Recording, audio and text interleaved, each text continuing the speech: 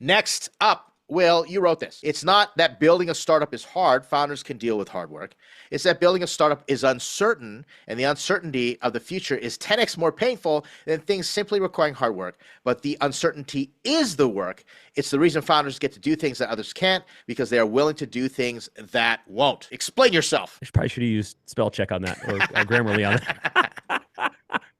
I'll start with that last sentence that I murdered. There's a tried and true axiom that I heard like 30 years ago when I was first starting as a founder. And again, to this point, it's that founders, entrepreneurs, some people substitute who's in there, they get to do things that others can't, right? I don't know if you saw Zuckerberg when he was announcing that Meta was changing their content policies, and then everybody went crazy about the fact that he was wearing $1 million watch, right? I mean, he's wearing $1 million watch, and he kind of forgets that he even has it on, right? So he gets to do something that no one else can do because he's willing to do the things that other people won't do. And I think that really says it all. Founders are willing to do really complex, risky stuff for that win. However, they don't pay for it because they worked lots of hours. They pay for it because they worked lots of hours not knowing if it's ever going to work, right? Or they're ever going to get paid. If you were to say to a founder, you have to work 16 hours a day, but you get paid for all of it, right? From day one, you're going to take checks home every week and your outcome is certain. You'd have so many more founders. Sign me up, Will. Sign me up to that program. That sounds like Shangri-La. It also sounds like a job.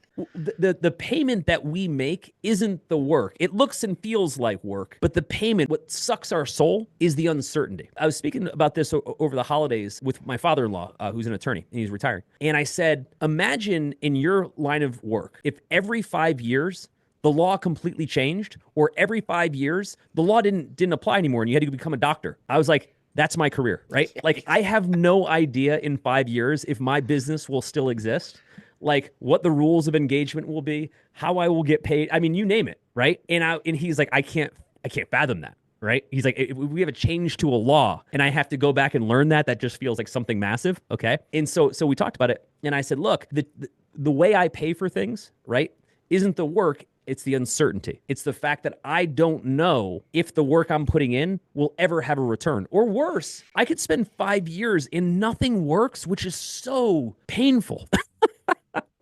Right? One other example I'd give. Imagine you go to a job, yet every week you don't know that you're going to get paid, or if on Monday you're still going to have a job. How cool would that job sound? Right? Not very cool. That's literally our job. It reminds me, just as a little side project, I began rewatching Game of Thrones. And in the first season, she says, in the Game of Thrones, you win or you die. There is no middle ground. And that's what you're describing, Will. The upside is so asymmetrically high. Yep. Like the $1 million watches, $1 trillion company, Mark Zuckerberg. But man, there's no middle ground. You win or you die is out of that uncertainty because everything's changing so rapidly. I think from the outside, that's not how we see it, because really all we do, when I say we, I just mean the audience members of startups, right? Like people who watch startups, grow, people who are complaining about Zuckerberg's watch, right? Just like John Q. Public. I think from the outside, you see the outliers. You see the Brian Chesky from Airbnb, you see the Elon Musk, and you think to yourself, and I get it, they must have just gone through a fairly linear path like I do. Theirs was just more lucky.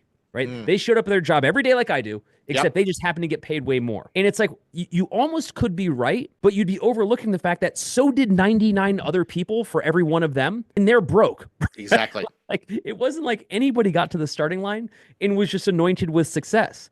In fact, most of them would be exponentially worse off from their well-being, their mental health, their financial health, their relationship health by the time they get to that it destroyed their lives. It didn't just not work.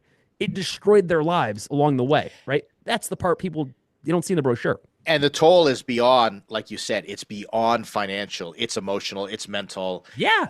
There are so many things that we pay for it. We got a comment, Will. It said, even with decks, if someone follows the rules and guidelines that you guys teach, then use ChatGPT, rewrite their decks, they get 90% where it should be in a fraction of the time. The only thing that can get in the way is the founder's ego to control the messaging, even though they can't write it as well as AI. But the option that the tool has never been here before, it's technically easier than ever if you direct it with the guidelines that we teach.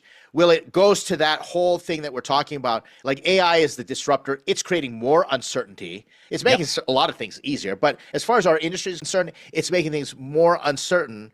And so it's all about doing the hard things by embracing that uncertainty. So I'm going to summarize there. So here's the question. Will, let's give some pro tips out there. So how should founders build and succeed in uncertainty? When you got tools like AI, when you got industry disruptions and changing, the rules are all different now. What should we do? I think one of the biggest mistakes we make when we go on this path, on this journey, is we try to believe that we can control things so far ahead of where we are today. For example, every startup, when they build their pitch deck, does a 4-year pro forma financial, their 4-year projections, right? No one has ever gotten that right in the history of history. In the history of it, no one has ever gotten that document right. Will, my numbers go up and to the right. I swear I'll be able to do that. Let me guess, you're at $100 million in year 4, right? And look, it's one of those things where it's a fool's errand. Now, when you do that projection, you're not saying this is how we'll get there. It's saying this is what would have to happen for us to get there. Big difference. I teach a course on this at Startups.com, and I explain that you're not doing projections where you can forecast based on past information. You're building a financial model that says if A happens, then B is the outcome, right? So you can understand those relationships. But my point is, we actually, in the early days, as founders, believe that we can plan really far out, okay? You can't plan past Friday, which incidentally, and I mean with any degree of certainty, you can make projections, you can make goals, you can make whatever. But if you've been doing this long enough, everything gets up by Friday, like every single week. And if you think you're the one company that it's happening to, this is the business. There isn't a different version where everything just goes to plan. You know where that happens? At big companies where nothing important happens anymore. There's no dynamic culture whatsoever because they've already figured everything out. At a startup, you're learning, you're proving every assumption throughout the week. How could you possibly know what's going to happen next Monday? You're still figuring this stuff out today. I had a mentor tell me once, he said, Ed, if you want to make God laugh, tell him your plans. And it's the same thing. If you want to make an advisor laugh, show them your business plan.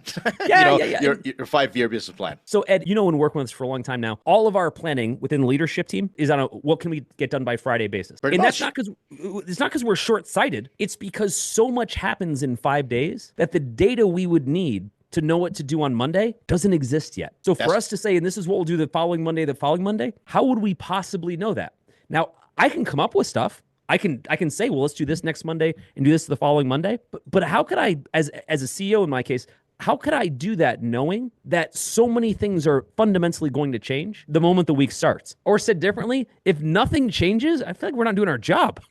Oh, that's an interesting way to look at it for sure. But Will, okay, point taken. All right. Throw control out the door, just abandon ship and say, hey, we're not going to get past Friday and you're going to expect uncertainty. But Will, the question, and I think this deserves us going a little deeper, how do founders embrace that uncertainty, or what are the habits? What do they do between now and Friday to make this really stick? Okay, so part of it is doing less. And what I mean by that is, we talked about this earlier, the idea of don't give myself 5 things to do, give myself 1 thing to do.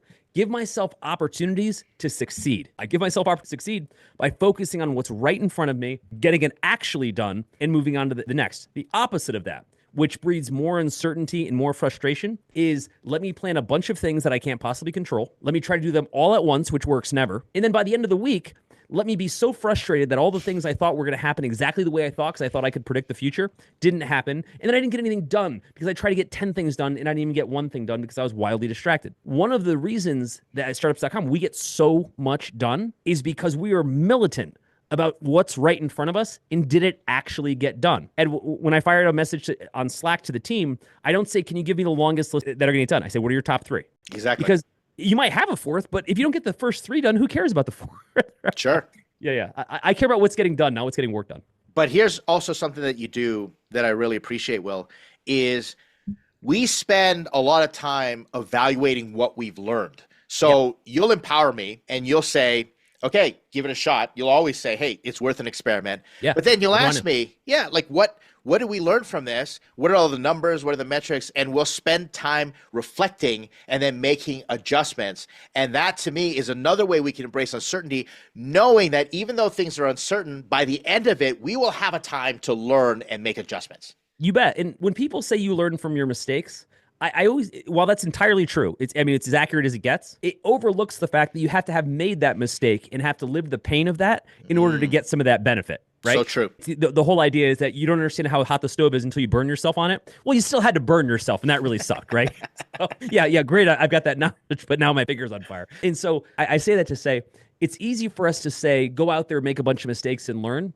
It's hard to actually do it, right? Especially when your mortgage is at stake, especially when, your reputation's at stake, et cetera. So yes, that's what you should do. And yes, it's insanely hard. And there's a reason people don't want to do it. It's painful. But as you encouraged us, we end up getting to do things that others don't if we're willing to embrace that, be courageous about it. And that's sort of the end goal that founders can encourage themselves with. It's funny you should say that, because as you were saying that, I was thinking, hey, we're going into our 13th year at Startups.com. It's like a million years in startup years, like dog years, right? Exactly. And I'm proud of that fact. But one of the goalposts, if you will, the goals that we had at the very beginning of Startups.com is let's build our dream job. By the way, it wasn't let's build the biggest company possible. I mean, if that's what became of it, also maybe that's cool if that's what we wanted. But the core tenet was always let's build our dream job. Now, what was interesting about having that as a focal point is we got less concerned of, does that mean we need to scale and raise capital? Does that mean we need to build this one trendy feature as fast as possible? We did things that didn't scale, like we built a podcast, not because we thought a gazillion people would listen to it, because that's what we want to do.